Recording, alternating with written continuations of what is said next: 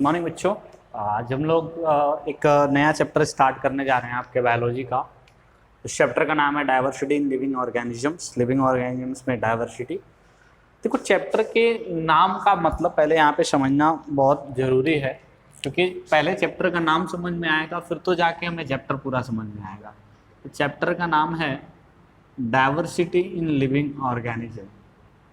Diversity in living organisms.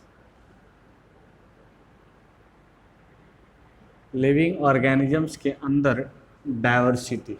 ठीक है, ध्यान से समझो क्या है इस पूरे लाइन का मतलब।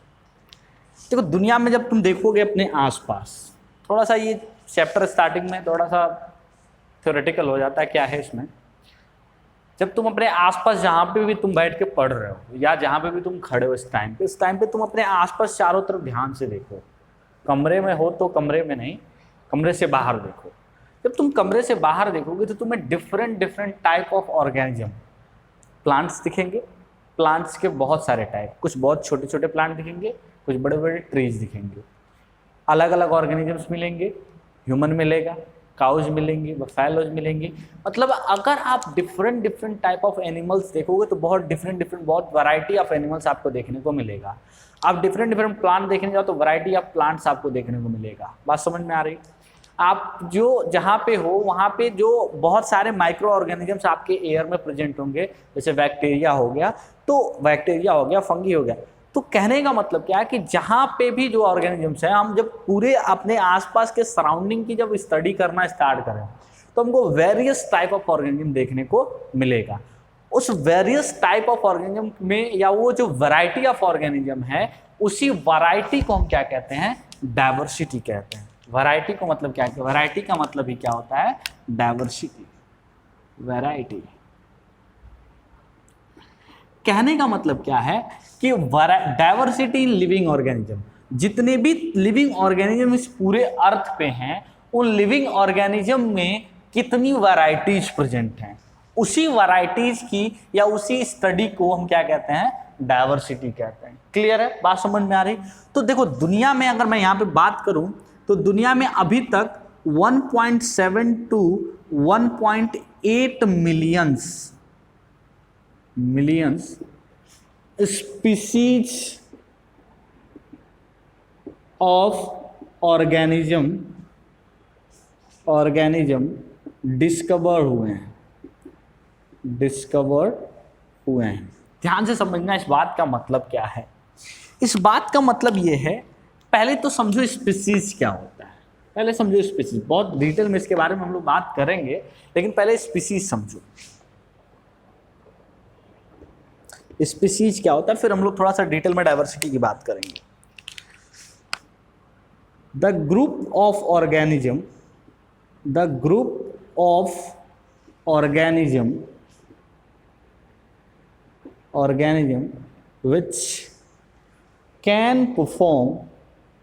which can perform reproduction with each other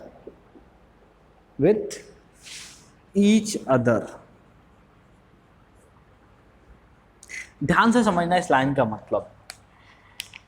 the group of organism, species क्या है? कुछ ऑर्गेनिजम्स का एक ग्रुप है।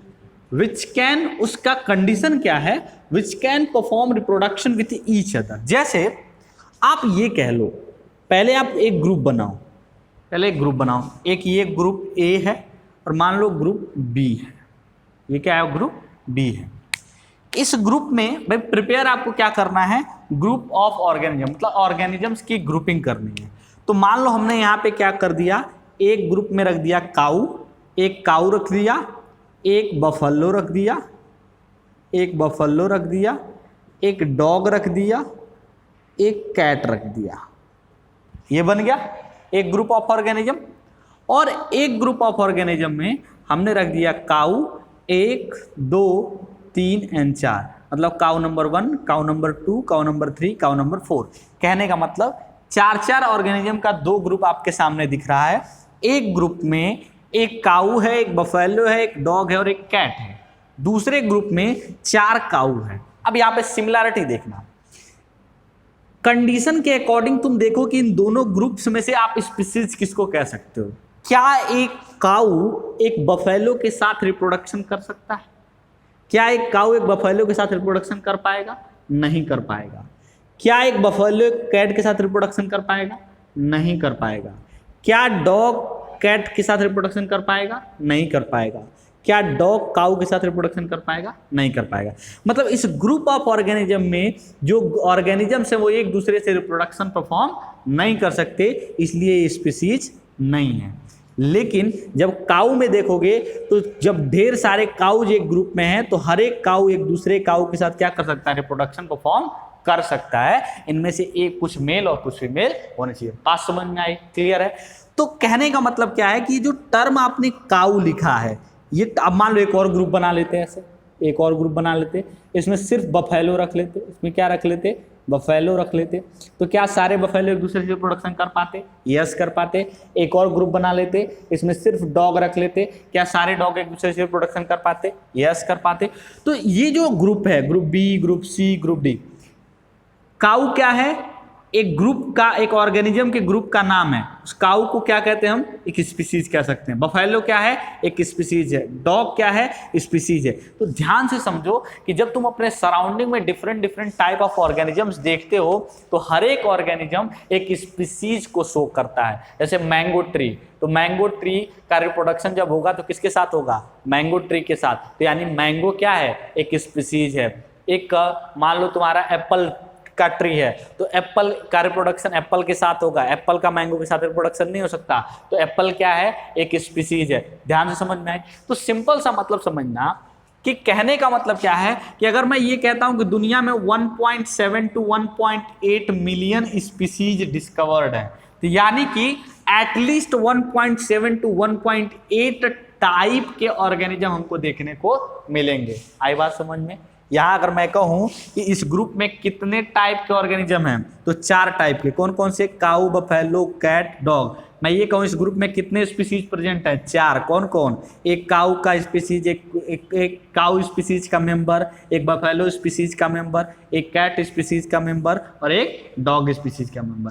क्लियर है? बात समझ में आ गई? तो अगर मैं कहता हूं कि 1.7 to 1.8 मिलियन स्पीसीज डिस्कवर हुए हैं, यानी कि इस दुनिया में 1.87 से 1.8 मिलियन टाइप के ऑर्गेनिज्म जो हैं वो डिस्कवर हो चुके हैं। बात समझ में आ रही? क्लियर है? तो देखो डाइवर्सिटी समझो। आप लिविंग ऑर्गेनिज्म की वैरायटी की बात करो तो जो वैरायटी आपको पता चल चुकी है, जिनका नॉमेनक्लेचर हो चुका है, जिसके बारे में साइंटिस्ट जानते हैं, वो कितने हैं? 1.7 to 1.8 मिलियंस, यानी 17 से 18 लाख तरह के ऑर्गेनिज्म। बात समझ में आ रही है? तो ये है अर्थ पे लिविंग ऑर्गेनिज्म की वैरायटी, यानी कि diversity in living organism. Clear है? बात समझ में आ गई? अब सुनो ध्यान से, इस चैप्टर को हम क्यों पढ़ रहे हैं। अब तुमसे कोई कह दे कि 1.7 मिलियन जो ऑर्गेनिज्म हैं, उन 1.7 मिलियन ऑर्गेनिजम्स के बीच में आपको हर एक ऑर्गेनिज्म के बारे में, उसके हर एक ऑर्गेनिज्म के बारे में आपको लिखना है। ठीक है? जैसे ऐसे समझो कि मान लो एक क्लास है, तुम्हारा क्लास है, इस क्लास के जो और पूरे स्कूल के बच्चों को एक साथ इकट्ठा कर दो, एक कहाँ पे? एक ग्राउंड में। ठीक है? और कह दो कि आपको पेन कॉपी लेके जाना है और हर एक बच्चे के बारे में, उसके स्कूल से रिलेटेड सारी बातें लिख के लेके आनी है। तुम्हें हर एक बच्चे के पास इंडिविजुअली जाना पड़ेगा। 1200 बच्चे हैं तो 1200 बच्चों के पास जाके 1200 पेज लिखना पड़ेगा। बात समझ में आ गई?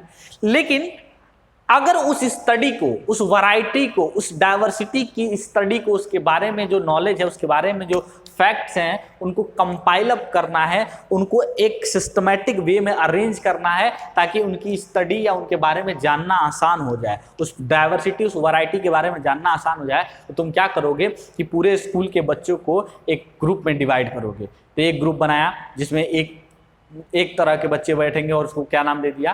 क्लास नाम दे दिया।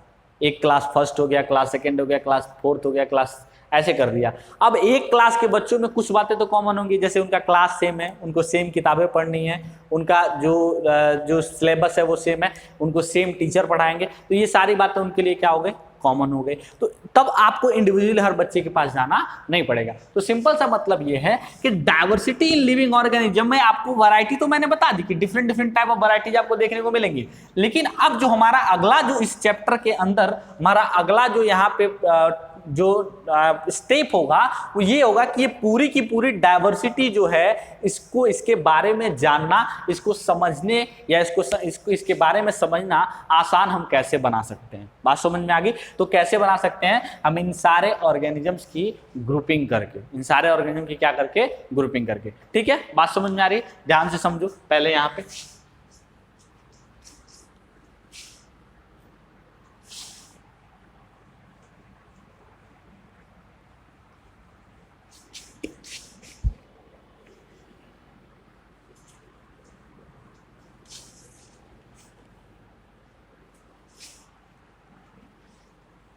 चलो देखो ध्यान से, आप जब डाइवर्सिटी की स्टडी करनी है, steps to make study of diversity easier. Diversity जो जितने वैरायटी ऑफ ऑर्गेनिज्म आपके अर्थ पे प्रेजेंट हैं उनकी स्टडी को इजी बनाने के लिए क्या क्या चीजें, क्या क्या स्टेप्स करने पड़ते हैं। देखो इसमें कुछ स्टेप्स इन्वॉल्व हैं। पहले तो ऑर्गेनिज्म का क्लासिफिकेशन और आइडेंटिफिकेशन। आइडेंटिफिकेशन कहने का मतलब क्या है अभी मैं बताता हूं। और दूसरा उनका नॉमेनक्लेचर, उनका नॉमेनक्लेचर। ध्यान से समझना, मैंने ये कहा कि आप पूरी की पूरी डाइवर्सिटी को कैसे स्टडी करोगे, कैसे हैंडल करोगे। वैरायटी ऑफ ऑर्गेनिजम्स पूरे अर्थ पे प्रेजेंट हैं और वो वैरायटी और बढ़ती जा रही है, नए नए ऑर्गेनिज्म डिस्कवर होते जा रहे हैं और वो वैरायटी क्या होती जा रही है? बढ़ती जा रही है। तो कैसे इसकी स्टडी करोगे? ध्यान से समझना, कैसे उसको इजियर बनाओगे। पहली बात तो सारे के सारे ऑर्गेनिज्म में क्लासिफिकेशन करोगे, क्लासेस बनाओगे, क्लासिफिकेशन ग्रुप्स बनाओगे। कैसे बनाओगे? कि उनके अंदर, जैसे मान लो कि सारे बच्चों को खड़ा कर दिया, मैंने पूछा बच्चों से कि ये बताओ कि कौन कौन से बच्चे 15 साल वाले हैं या कौन कौन से बच्चे 9th क्लास में पढ़ते हैं। सारे बच्चे एक ग्रुप इकट्ठा हो गया। बात समझ में आ गई? 9th क्लास वाले सारे बाहर निकल गए। अब वो 9th क्लास वाले सारे बाहर निकले तो किस बेसिस पे निकले? एक कैरेक्टर के बेसिस पे। कैरेक्टर क्या था? कि वो सब के सब एक क्लास में पढ़ते थे। आई बात समझ में? तो यानी कि जब ऑर्गेनिज्म, बहुत ढेर सारे ऑर्गेनिज्म आपके पास प्रेजेंट हो तो उस ऑर्गेनिज्म के बीच में सिमिलैरिटीज और उनके बीच में डिफरेंस को देखते हुए उनको अलग अलग ग्रुप में डिवाइड करिए और इस प्रोसेस को हम क्या कहते हैं? क्लासिफिकेशन कहते हैं। बात समझ में आ गई? आइडेंटिफिकेशन का मतलब कि आप क्लासिफिकेशन तभी कर पाएंगे जब हर एक ऑर्गेनिज्म के बारे में, हर एक ऑर्गेनिज्म का जो आइडेंटिफिकेशन, उसके कैरेक्टर के बारे में नॉलेज होगी। तो उसका आइडेंटिफिकेशन यानी कि उसका कैरेक्टर मैच करते रहिए, कैरेक्टर जानते रहिए, उसका आइडेंटिफिकेशन करते रहिए और आइडेंटिफिकेशन के साथ साथ क्या करते रहिए? क्लासिफिकेशन करते रहिए। जब उसका क्लासिफिकेशन आप कर लोगे तो लास्ट में उसकी नेमिंग कर दीजिए। और नेमिंग किसकी करेंगे आप? उस पर्टिकुलर ग्रुप ऑफ ऑर्गेनिज्म की नेमिंग करेंगे। ठीक है, बात समझ में आ रही? थोड़ा सब्र करो और अच्छे से अभी समझ में आएगा कि ये क्लासिफिकेशन और आइडेंटिफिकेशन, नोमेनक्लेचर के टर्म क्या है। देखो ध्यान से, पहली बार जो डाइवर्सिटी में क्लासिफिकेशन का काम किया था, डाइवर्सिटी ऑफ लिविंग ऑर्गेनिज्म, पहली बार क्लासिफिकेशन का जो काम किया था वो काम किया था एरिस्टोटल ने। किसने काम किया था? एरिस्टोटल नाम के एक साइंटिस्ट ने। तो एरिस्टोटल वाज फर्स्ट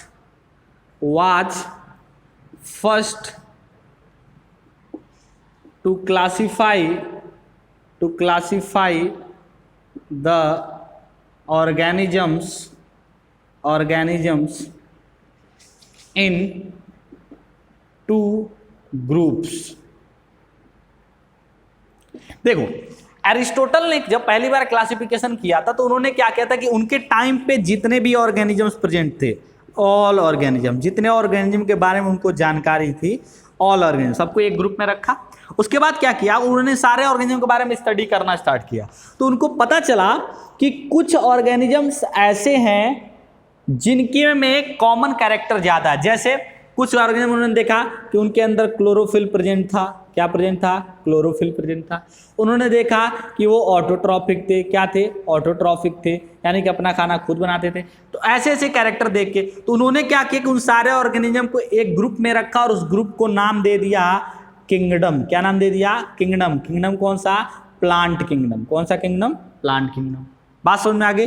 और दूसरा ग्रुप जिनमें ये कैरेक्टर नहीं थे उनको एक ग्रुप में रखा और उनको नाम क्या दे दिया? किंगडम। कौन सा किंगडम? एनिमल किंगडम, यानी किंगडम एनिमालिया। आई बात समझ में? तो ऐसे क्लासिफिकेशन होता है। कहने का मतलब क्या है कि एरिस्टोटल ने सबसे पहले सारे के सारे ऑर्गेनिज्म को दो ग्रुप में बांटा था। एक को कहा था प्लांट किंगडम, दूसरे को कहा था एनिमल किंगडम। प्लांट किंगडम में उस टाइम पे प्रेजेंट जितने भी प्लांट वाले प्लांट थे वो सारे के सारे किस ग्रुप में चले गए? प्लांट किंगडम में। और उस टाइम पे जितने भी एनिमल थे सब किस में चले गए? Animal kingdom. बात समझ में आ गई। फिर ऐसे चेंजेज होता गया। उसके बाद 3 किंगडम हुआ, 3 किंगडम बने। इसके बाद एक साइंटिस्ट आया, उन्होंने 3 किंगडम क्लासिफिकेशन दिया। 3 किंगडम में क्या किया कि उन्होंने किंगडम एनिमालिया, किंगडम प्लांटेई के साथ एक और किंगडम दे दिया जिसको नाम दे दिया किंगडम मोनेरा। तो अलग अलग कैरेक्टर के बेसिस पे ग्रुपिंग करना इज व्हाट? क्लासिफिकेशन। और क्लासिफिकेशन के और आइडेंटिफिकेशन के बाद लास्ट में उनको क्या करना पड़ेगा? नोमेनक्लेचर करना पड़ेगा। आपके सिलेबस में जो क्लासिफिकेशन का सिस्टम है वो है 5 किंगडम क्लासिफिकेशन। वो क्या है? 5 किंगडम क्लासिफिकेशन। तो डायरेक्ट हम आते हैं 5 किंगडम क्लासिफिकेशन पे और उसके बाद हम लोग फिर यहाँ पे लास्ट में नोमेनक्लेचर देखेंगे। ध्यान से समझो। पहले क्लासिफिकेशन देखते हैं।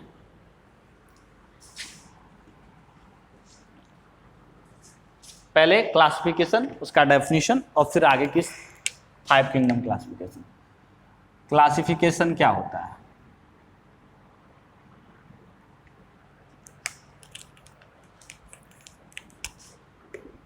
The process of grouping of organisms on the basis of similarity and dissimilarity. Similarities and dissimilarities के बेसिस पे ऑर्गेनिज्म का grouping is known as classification. हम क्या कहते हैं उसको? क्लासिफिकेशन कहते हैं। ठीक है। अभी के टाइम पे जो क्लासिफिकेशन का सिस्टम चल रहा है वो सिस्टम है 5 किंगडम क्लासिफिकेशन। वो कौन सा सिस्टम है? 5 किंगडम क्लासिफिकेशन। द मोस्ट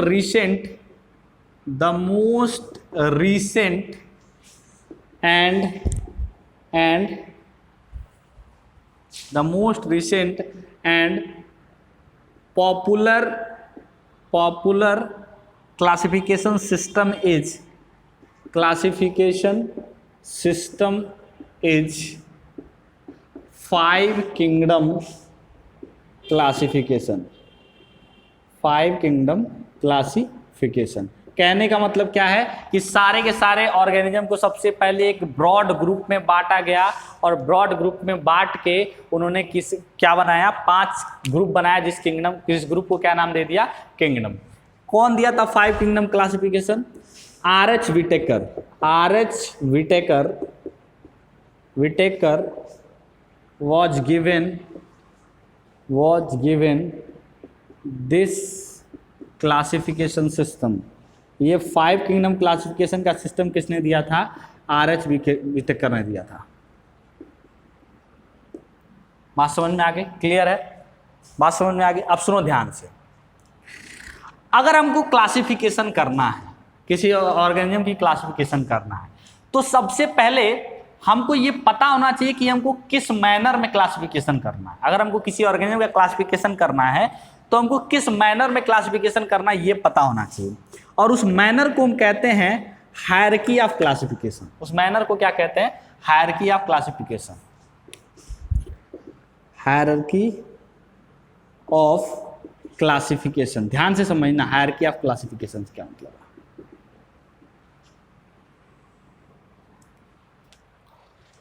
तो देखो हायरार्की ऑफ क्लासिफिकेशन का मतलब होता है स्टेप ऑफ क्लासिफिकेशन। ध्यान से समझो इसका मतलब क्या है। जैसे कि मुझे अपना इंट्रो देना है, मुझे अपना इंट्रो देना है कि मैं कहाँ पे रहता हूँ। अगर मुझे अपना एक इंट्रो देना है कि मैं कहाँ पे रहता हूँ, तो अगर मुझसे अर्थ के बाहर का, मतलब अर्थ से बाहर का कोई स्पेस में से कोई पर्सन पूछता है कि आप कहाँ के हो, तो मैं क्या कहूँगा कि मैं अर्थ का हूँ, मैं अर्थ पे रहता हूँ। तो मेरा एक एड्रेस क्या हो गया, अर्थ। मतलब एक ब्रॉड लेवल पे अगर मेरा कोई ग्रुप देखा जाए तो उस ग्रुप में मैं किस ग्रुप में आता हूँ, अर्थ वाले ग्रुप में। ठीक है, अर्थ पे आके अगर कोई पूछे कि अर्थ में आप कहाँ पे रहते हो, तो मैं कहूंगा कि मैं एशिया में रहता हूँ। एशिया कॉन्टिनेंट, कहाँ पे रहता हूँ, एशिया।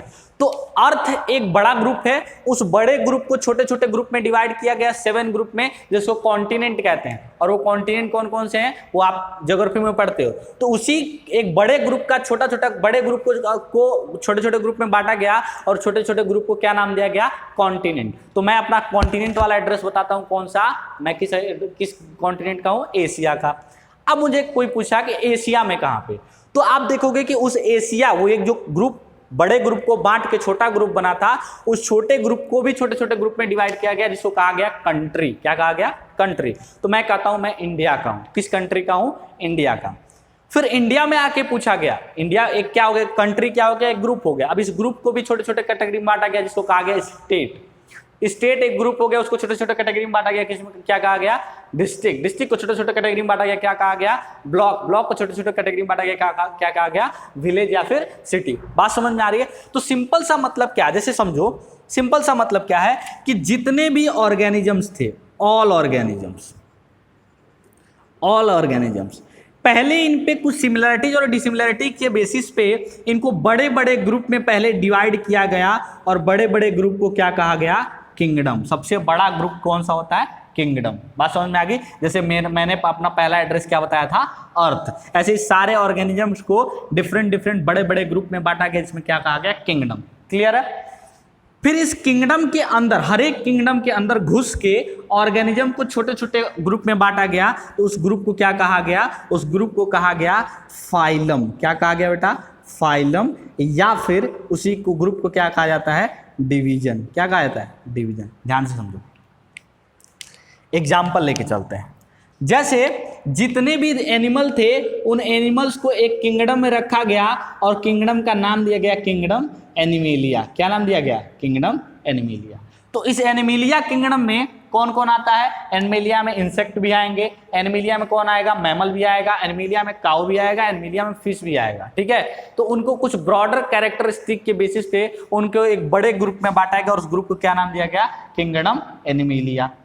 अब किंगडम एनिमेलिया में चले जाओ, तो उसके अंदर घुस के क्या कहा गया कि इंसेक्ट के लिए एक अलग ग्रुप बनाया गया, मैमल्स के लिए एक अलग ग्रुप बनाया गया, जो वहां पे फिशेस थी उनके लिए एक अलग ग्रुप बनाया गया। यानी किंगडम के अंदर घुस के जब हम डिवाइड करेंगे और हर एक किंगडम को छोटे छोटे ग्रुप में बांटेंगे, तो क्या मिलेगा हमको, डिवीजन या फिर फाइलम मिलेगा। फिर फाइलम के, एक फाइलम के अंदर घुस के, मान लो किसी एक फाइलम के अंदर घुस गए, जैसे समझो ऐसे ऑल ऑर्गेनिजम्स थे, इसको मान लो किंगडम में बांटा गया, तो ये मान लो 3 किंगडम ऐसे बन गए। ठीक है। अब इस किंगडम के ऑर्गेनिज्म को डिवाइड किया गया, और क्या बनाया गया, बहुत ढेर सारा फाइलम बनाया गया।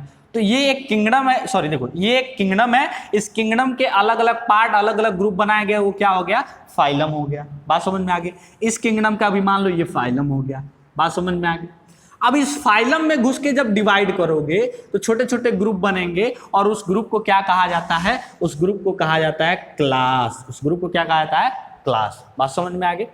फिर एक क्लास में घुस के उसको छोटे छोटे ग्रुप में डिवाइड करोगे, तो हर एक ग्रुप को कहा जाएगा, वो ग्रुप को कहा जाएगा ऑर्डर। क्या कहा जाएगा, ऑर्डर। बात समझ में आ गई। और हर एक ऑर्डर में घुस के डिवाइड करो, हर एक ऑर्डर में घुस के डिवाइड करो।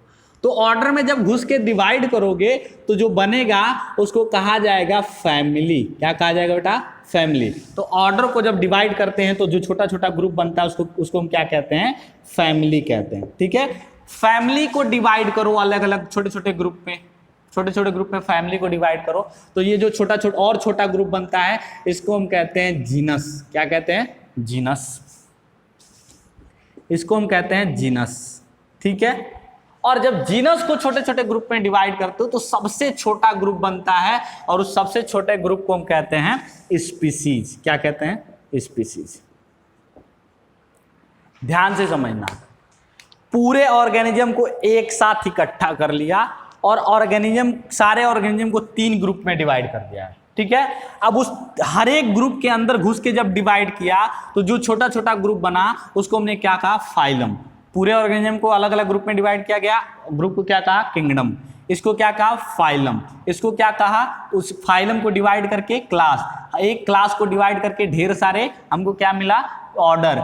एक ऑर्डर को डिवाइड करके ढेर सारा फैमिली।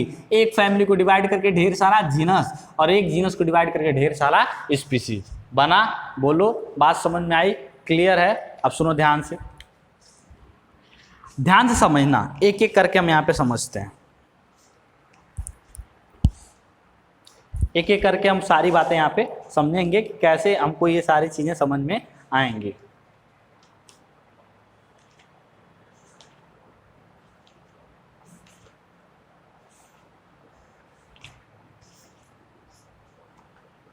मैं ये देख रहा हूँ कि मैं तुम लोग को ज्यादा तो नहीं पढ़ा दिया। चलो ध्यान से देखो, यहां ध्यान से देखना। जो ह्यूमन होता है, इस ह्यूमन के स्पीसीज का नाम होता है सेपियन। ह्यूमन के स्पीसीज का क्या नाम होता है? सेपियंस। मतलब कि जैसे ह्यूमन को, एक ह्यूमन का जो ग्रुप होगा, सिर्फ ह्यूमन का ग्रुप होगा, उसको हम क्या कहेंगे? सेपियंस कहेंगे। उसको क्या कहेंगे? सेपियन। अब ह्यूमन हो गया, या फिर ऐसे छोड़ो, ऐसे ध्यान से समझो, ये थोड़ा और इजीली समझ में आएगा। जैसे एक स्पीसीज है, एक ग्रुप है जिसको हम कहते हैं लायन। एक को क्या कहते हैं? लायन। एक और ग्रुप है जिसको हम कहते हैं लियोपार्ड। क्या कहते हैं बेटा? लियोपार्ड। और एक और ग्रुप है जिसको हम कहते हैं टाइगर। क्या कहते हैं बेटा? टाइगर। ध्यान समझो, यहां जो लायन है ये एक स्पीसीज है, लियोपार्ड एक स्पीसीज है, टाइगर क्या है? एक स्पीसीज है, ठीक है। अब ध्यान से समझना, वो वहां तक हमको पहुंचना है ऑर्गेनिज्म को डिवाइड करके। जब पूरे ऑर्गेनिज्म को डिवाइड किया तो जो एनिमल थे उनको, सारे एनिमल को एक ग्रुप में रख के किंगडम बना। कौन सा? एनिमालिया। कौन सा किंगडम बना? एनिमालिया। तो पैंथेरा, लियो, सुनो, जो हमारा लायन है और टाइगर है और लियोपार्ड है, वो एनिमल वाले किंगडम में आए होंगे, ये तो पता है ना। तो इसलिए जो उन सबों का, उन जो ऑर्गेनिज्म है, उन ऑर्गेनिज्म का किंगडम क्या होगा? Animalia kingdom. किस ग्रुप में पहले वो आए होंगे? पहला डिवीजन हुआ होगा तो एनिमल वाले ग्रुप में आए होंगे। अब इस एनिमल्स के अंदर, जब इस एनिमल्स के अंदर छोटे छोटे ग्रुप बनाए गए तो वहां पे देखा गया कि कुछ ऑर्गेनिजम्स ऐसे थे जिनके अंदर जिनके बॉडी के अंदर नोटोकॉर्ड प्रेजेंट था, वर्टिब्रल कॉलम प्रेजेंट था। उनको एक ग्रुप बना के कह दिया गया कॉर्डेटा। क्या कह दिया गया बेटा? कॉर्डेटा। तो याद करो, मैंने कहा किंगडम को जब छोटे छोटे ग्रुप में डिवाइड करेंगे तो कौन सा ग्रुप बनेगा? बोलो, क्लास। तो इन जो ऑर्गेनिजम्स है, इन ऑर्गेनिजम्स का क्लास क्या हमको मिला यहाँ पे? सॉरी, फाइलम क्या, सॉरी, इसको जब डिवाइड करेंगे किंगडम को तो मिलेगा फाइलम। तो फाइलम क्या मिला हमको? बताओ यहाँ पे, कौन सा फाइलम? Chordata phylum. कौन सा फाइलम मिला? Chordata phylum. देखो ध्यान से, डिवाइड कर रहे हैं, वो पूरी बातें समझना। सारे ऑर्गेनिज्म में से हमने ये कहा कि एनिमल वाले एक ग्रुप बन जाओ, और एनिमल वाले को किंगडम बना दिया, और किंगडम का नाम क्या दे दिया? Animalia kingdom. ऐसे ही एनिमल को छोटे छोटे ग्रुप में डिवाइड किया गया, और हर एक ग्रुप को क्या कहा गया? फाइलम। हर एक फाइलम का अपना नाम है, जिसमें टाइगर और लायन और वो तुम्हारे लियोपार्ड आते हैं। उस ग्रुप को क्या कहा गया? कॉर्डेटा। अब कॉर्डेटा को छोटे छोटे ग्रुप में डिवाइड किया गया। तो कॉर्डेटा को छोटे छोटे ग्रुप में डिवाइड किया गया तो ये देखा गया कि कुछ ऑर्गेनिजम्स ऐसे हैं जिनके पास मेमोरी ग्लैंड प्रेजेंट है। क्या प्रेजेंट है? मेमोरी ग्लैंड, यानी कि वो अपने बच्चों को फीडिंग कराते हैं, और इन तीनों में भी मेमोरी ग्लैंड प्रेजेंट था। तो इन छोटे छोटे, और कुछ में नहीं प्रेजेंट था, तो जिसमें प्रेजेंट था उनको मैमल कर दिया एक ग्रुप बना के, जिसमें नहीं प्रेजेंट था उनको अलग ग्रुप बना दिया। तो अब इनका जो ग्रुप क्लास लेवल पे बना उसका नाम क्या हो गया? मैमेलिया नाम हो गया। उनका क्या नाम हो गया? मैमेलिया। बात समझ में आ गई? उनका क्या नाम हो गया बेटा? मैमेलिया नाम हो गया। क्लासेस समझ में आया कि नहीं आया? देखो, ये एक एक चीज समझो कि जब बड़े चीज को डिवाइड करेंगे तो छोटा छोटा ग्रुप बनेगा। उस ग्रुप को हम क्या कहेंगे? उस ग्रुप को हम कहेंगे वहां पे छोटे छोटे ग्रुप को जब डिवाइड करेंगे तो क्लास आएंगे। अब इस क्लास मैमल के अंदर घुस के डिवाइड करेंगे, तो मैमल के अंदर जब घुस के डिवाइड करोगे तो यहाँ पे तुमको क्या मिलेगा, और छोटा छोटा ग्रुप जिसको ऑर्डर कहेंगे, और डिवाइड करोगे अंदर जाके और छोटा छोटा ग्रुप फैमिली, और छोटा छोटा ग्रुप जीनस, और छोटा छोटा ग्रुप डिवाइड करो तो स्पीसीज, और स्पीसीज में क्या आ जाएगा, लायन, लियोपार्ड और टाइगर। तो ऐसे डिवीजन हो रहा था, बात समझ में आ गई। तो ये हायरार्की ऑफ क्लासिफिकेशन है। जब हम पहली बार डिवाइड करने जाते हैं तो ऑर्गेनिजम्स को सबसे पहले किस में डिवाइड करते हैं, किंगडम में। किंगडम क्या है, बड़ा बड़ा ग्रुप है। फिर ऑर्गेनिज्म को हम किस में डिवाइड करते हैं, फाइलम में, मतलब उस एक किंगडम को कई फाइलम में डिवाइड करते हैं। फिर एक फाइलम को कई क्लास में डिवाइड करते हैं। फिर एक क्लास को कई ऑर्डर में डिवाइड करते हैं। फिर एक ऑर्डर को कई फैमिली में डिवाइड करते हैं। फिर एक फैमिली को कई जीनस में, और फिर एक जीनस को कई स्पीसीज में। जैसे अर्थ था, अर्थ को हमने डिवाइड किया कई सारे कॉन्टिनेंट में, तो कॉन्टिनेंट को डिवाइड किया कई सारे कंट्री में। फिर एक कंट्री को कई सारे स्टेट में। फिर एक स्टेट को कई सारे डिस्ट्रिक्ट में। फिर एक डिस्ट्रिक्ट को कई सारे तहसील में। फिर एक तहसील को बहुत सारे हमने क्या डिवाइड किया, ब्लॉक में। और फिर एक ब्लॉक को कई सारे स्पीसीज में डिवाइड किया। आ रही बात समझ में। तो हर एक ग्रुप के अंदर छोटा छोटा ग्रुप बनाते जाएंगे, और वो हर एक ग्रुप को क्या नाम देते जाएंगे, उसके अकॉर्डिंग नाम हम यहाँ पे देते जाएंगे। क्लियर है। अब ध्यान से मुझे बताना, किंगडम एक ग्रुप है और एक ग्रुप क्या है, स्पीसीज। तो सबसे ज्यादा ऑर्गेनिज्म किंगडम में होंगे या स्पीसीज में होंगे, ध्यान से बताना। मेरे हिसाब से सबसे ज्यादा ऑर्गेनिज्म कहां पे होंगे, यहां पे होंगे, किंगडम में। क्यों? क्योंकि इसके अंदर ह्यूमन भी है, इसके अंदर डॉग भी है, इसके अंदर इंसेक्ट भी है, मतलब ये सिर्फ एनिमल का ग्रुप है। तो नंबर ऑफ ऑर्गेनिज्म कहां पे ज्यादा है, किंगडम में। यहाँ पे स्पीसीज में नंबर ऑफ ऑर्गेनिज्म ज्यादा होगा, नहीं होगा। क्यों? क्योंकि यहाँ पे अगर लायन का स्पीसीज है तो उसमें सिर्फ लायन होगा, लियोपार्ड का स्पीसीज है तो सिर्फ लियोपार्ड होगा, टाइगर का स्पीसीज है सिर्फ टाइगर होगा, ह्यूमन का स्पीसीज है सिर्फ क्या होगा, ह्यूमन होगा। ठीक है। तो ये अब देखो, ये तीनों मिलके एक जीनस बनाते हैं। तो स्पीसीज से ज्यादा संख्या ऑर्गेनिज्म की किस में है, जीनस में। क्यों? क्योंकि एक जीनस होता है पैंथेरा। एक जीनस क्या है, पैंथेरा। इस पैंथेरा जीनस में तुम्हारा लायन भी आ जाएगा, पैंथेरा जीनस में लियोपार्ड भी आ जाएगा, पैंथेरा जीनस में तुम्हारा टाइगर भी आ जाएगा। तो ये जो ऑर्गेनिज्म से ग्रुप बना पैंथेरा, इसमें यहाँ से ज्यादा नंबर ऑफ ऑर्गेनिज्म है। ऐसे ही नंबर ऑफ ऑर्गेनिज्म धीरे धीरे इंक्रीज करता जाता है और किंगडम में सबसे ज्यादा नंबर ऑफ ऑर्गेनिज्म होता है। क्लियर है। अब देखो ध्यान से, तो नंबर ऑफ ऑर्गेनिज्म जब देखोगे तो नंबर ऑफ ऑर्गेनिज्म किंगडम से लेके और स्पीसीज तक जाते जाते क्या होता है, घटता है। किंगडम में ज्यादा, फिर कम, फिर कम, फिर कम, फिर कम। अच्छा, सिमिलैरिटी बताना। यहाँ एक ह्यूमन है, एक डॉग है और एक इंसेक्ट है। इनके अंदर नंबर ऑफ कॉमन कैरेक्टर ज्यादा होगा कि यहाँ पे सिर्फ लायन है। क्या है, लायंस है। तो लायंस के अंदर नंबर ऑफ कॉमन कैरेक्टर ज्यादा होगा। लायन और लायन के बीच में ढेर सारा नंबर ऑफ कॉमन कैरेक्टर, लेकिन ह्यूमन, डॉग और इंसेक्ट के बीच नंबर ऑफ कॉमन कैरेक्टर कम। तो सिमिलैरिटीज क्या होगी, स्पीसीज में ज्यादा होगी, सिमिलैरिटीज किंगडम में क्या होगी, कम होगी। तो जब आप किंगडम से स्पीसीज की तरफ बढ़ते हो, नंबर ऑफ ऑर्गेनिज्म बढ़ता है। लेकिन जब आप किंगडम से स्पीसीज की तरफ किंगडम से स्पीसीज की तरफ बढ़ोगे तो नंबर ऑफ ऑर्गेनिज्म घटेगा। लेकिन जब किंगडम से स्पीसीज की तरफ बढ़ोगे तो नंबर ऑफ कॉमन कैरेक्टर या सिमिलैरिटी बढ़ेगी। बात समझ में आई। और इसी पैटर्न में हम क्लासिफिकेशन करते हैं। सबसे पहले किंगडम बनाते हैं, फिर फाइलम, फिर क्लास, फिर ऑर्डर, फिर फैमिली, फिर जीनस, फिर स्पीसीज। और इसी सिस्टम को हम क्या कहते हैं, हायरार्की ऑफ क्लासिफिकेशन। ये जो आपको पैटर्न दिख रहा है, इसी पैटर्न को क्या कहते हैं, हायरार्की ऑफ क्लासिफिकेशन। नोट करिए इसको, फिर हम लोग आगे डिस्कस करेंगे।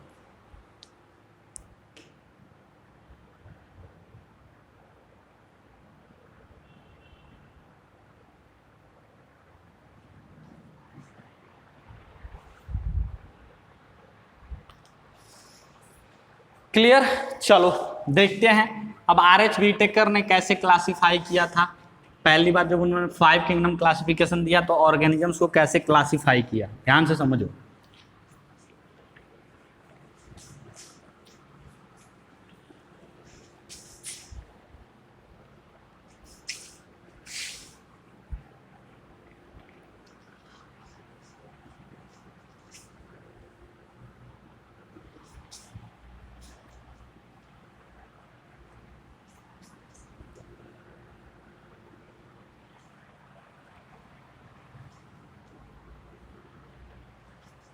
देखो ध्यान से, देखो RH व्हिटेकर ने जब 5 किंगडम क्लासिफिकेशन किया था तो क्या किया कि उन्होंने पहले सारे के सारे ऑर्गेनिज्म, ऑल ऑर्गेनिजम्स को एक ग्रुप में रखा। मान लो सारे ऑर्गेनिज्म दुनिया में उस टाइम पे जितने ऑर्गेनिज्म प्रेजेंट थे उन्होंने सारे ऑर्गेनिज्म को एक ग्रुप में रखा। फिर उन्होंने कहा कि इनमें से जितने भी प्रोकैरियोटिक हैं, इनमें से जितने भी प्रोकैरियोटिक सेल से बने, किससे बने हैं? प्रोकैरियोटिक सेल से। मुझे लगता है कि ये पूरा दिख नहीं रहा होगा आपको, मैं एडजस्ट कर दूं स्क्रीन आपका।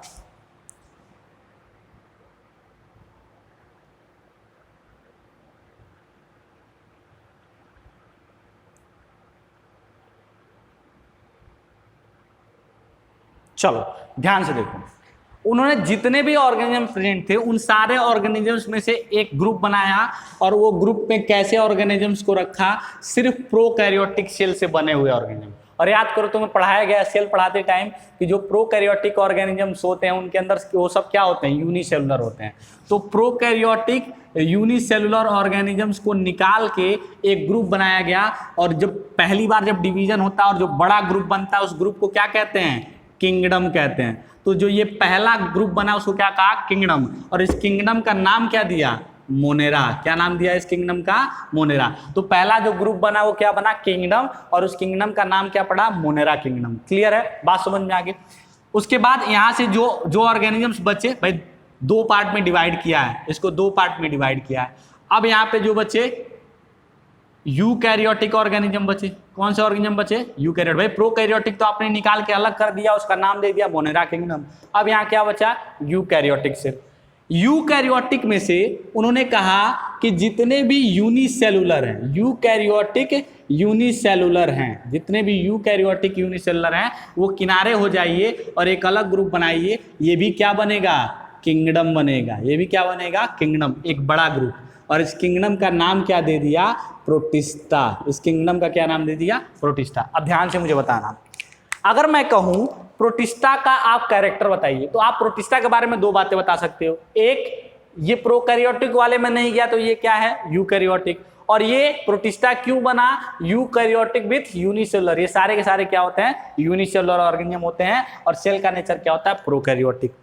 यहां जो बचा डिवीजन के बाद, इसको निकाल लेने के बाद, तो यहां सब के सब क्या बचे? यूकैरियोटिक बचे। क्या बचे? यूकैरियोटिक। और क्या बचे? मल्टीसेलुलर। यही तो बचे, ये बोलो, यही बचे ना। तो यूकैरियोटिक मल्टीसेलुलर बचे। इनमें से उन्होंने कहा कि जिनके पास सेल वॉल नहीं है वो आप अलग ग्रुप बनाइए, विदाउट सेल वॉल। जिनके पास सेल वॉल नहीं है, multicellular eukaryotic without cell wall वाले सब एक ग्रुप में आ जाइए। और वो भी क्या बना? किंगडम बना। और उस किंगडम का नाम क्या पड़ा? Animalia kingdom. क्या नाम पड़ा? Animalia kingdom. बात समझ में आ गई? कोई दिक्कत? उन्होंने कहा कि ठीक है, आप सब यहाँ पे जितने भी प्रेजेंट हो इसमें से यूकैरियोटिक मल्टीसेलुलर सब के सब हो, इसीलिए इस ग्रुप में प्रेजेंट हो, नहीं तो इसमें चले जाते। अब इसमें से जो जिसके पास सेल वॉल नहीं है ऐसे सारे एनिमल एक साथ खड़े हो जाओ और जिनके पास सेल वॉल है वो एक साथ खड़े हो जाओ। तो यहाँ पे क्या बना हमको? यहाँ पे बना यूकैरियोटिक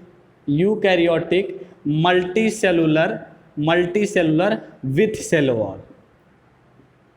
यही वाले ऑर्गेनिज्म तो यहाँ बचे।